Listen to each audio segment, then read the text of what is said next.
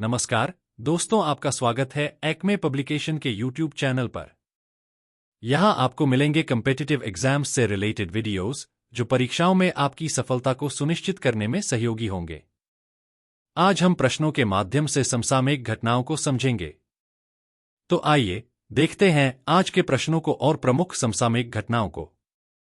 पहला प्रश्न है, भारत के 51वें मुख्य न्यायाधीश के रूप में कौन शपथ लेंगे?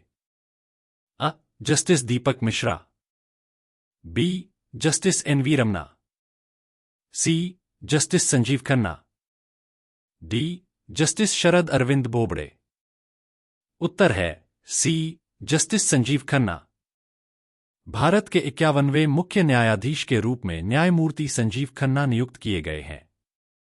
उनका कार्यकाल 13 मई 2025 को समाप्त होगा।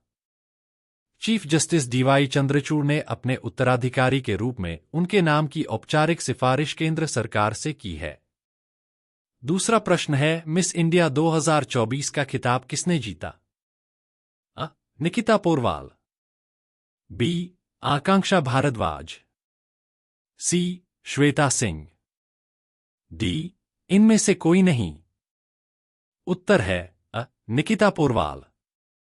मध्य प्रदेश की निकिता पोरवाल ने फेमिना मिस इंडिया 2024 का खिताब जीता है। निकिता अब मिस वर्ल्ड पेजेंट में भारत का प्रतिनिधित्व करेंगी। मिस इंडिया 2024 का ग्रैंड फिनाले मुंबई में आयोजित किया गया था। तीसरा प्रश्न है, ओरछा को किस सूची में शामिल किया गया है? अ. राष्ट्रीय धरोहर सूची। बी. राज्य धरोहर सूची। सी. विश्व धरोहर सूची। डी. आंतरिक धरोहर सूची।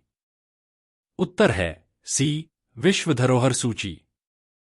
यूनेस्को की विश्व धरोहर सूची में ओरछा के ऐतिहासिक समूह डोजियर यानी संकलित डॉक्यूमेंट को केंद्र सरकार ने यूनेस्को की विश्व धरोहर कमेटी को सौंप दिया है।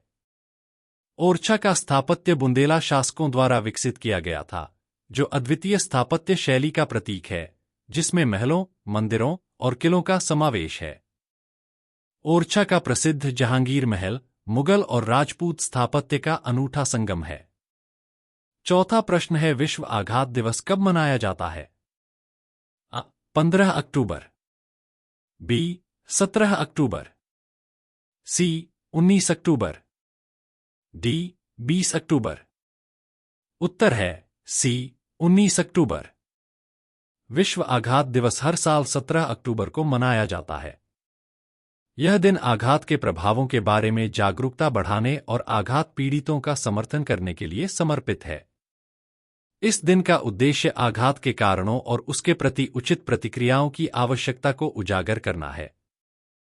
पांचवा प्रश्न है, अनंत ने निशानेबाजी विश्व कप में कौन सा पदक जीता? अ. स्वर्ण पदक। बी. रजत पदक। सी. कांस्य पदक। डी. कोई पदक नहीं जीता। उत्तर है सी. कांस्य पदक। अनंतजीत सिंह नरूका ने आईएसएसएफ निशानेबाजी विश्व कप फाइनल्स में पुरुषों की स्कीट स्पर्धा में कांस्य पदक जीता है। अगला प्रश्न है, काजीरंगा राष्ट्रीय उद्यान भारत का कौन सा सबसे बड़ा तितली विविधता केंद्र बना है? अ. पहला। बी. दूसरा। सी. तीसरा। डी. चौथा। उत्तर है बी. दूसरा। काजीरंगा राष्ट्रीय उद्यान भारत का दूसरा तितली विविधता केंद्र बन गया है, जिसमें 446 किस्म की तितलियां पाई गई हैं। यह नामदाफा राष्ट्रीय उद्यान के बाद दूसरा है। नामदाफा देश का पहला तितली विविधता केंद्र है। सातवां प्रश्न है, न्याय की देवी की नई मूर्ति के हाथ में तलवार की जगह क्या है? अ. माला। बी. ध्वज। सी. संविधान। डी. न्याय का तराजू। उत्तर है सी. संविधान। 16 अक्टूबर को सुप्रीम कोर्ट में लेडी ऑफ जस्टिस यानी न्याय की देवी की नई मूर्ति लगाई गई है। इस मूर्ति की आंखों से पट्टी हटा दी गई है, जो अब तक कानून के अंधे होने का संकेत देती थी। वहीं इसके हाथ में तलवार की जगह संविधान की किताब दी गई है। आठवां प्रश्न है, निशानेबाजी विश्व कप फाइनल में विवान को कौन सा पदक मिला? अ. स्वर्ण पदक। बी रजत पदक, सी कांस्य पदक, डी कोई पदक नहीं मिला। उत्तर है बी रजत पदक। भारत के विवान कपूर ने गुरुवार को नई दिल्ली में संपन्न हुए आईएसएसएफ विश्व कप फाइनल 2024 में पुरुषों की स्कीट में रजत पदक जीता। अनंतजीत सिंह नरूका ने ट्रैप स्पर्धा में कांस्य पदक हासिल किया।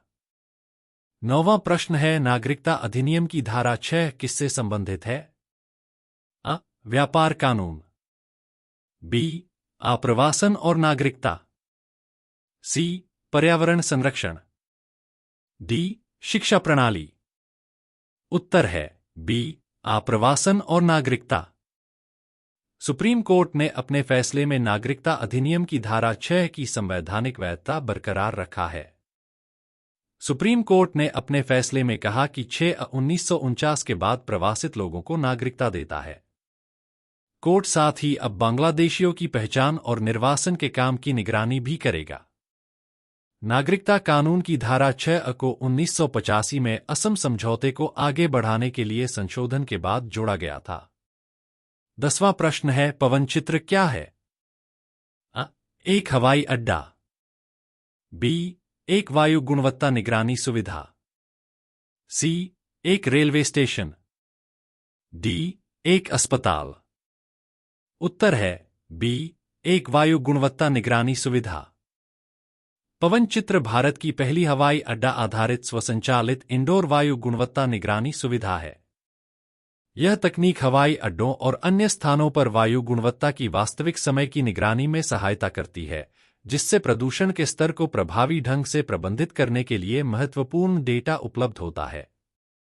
डॉक्टर जितेंद्र सिंह ने तिरुवनंतपुरम अंतर्राष्ट्रीय हवाई अड्डे पर इसका अनावरण किया है। आपको यदि हमारा ये वीडियो पसंद आया हो तो लाइक, शेयर और सब्सक्राइब करें। थैंक्स।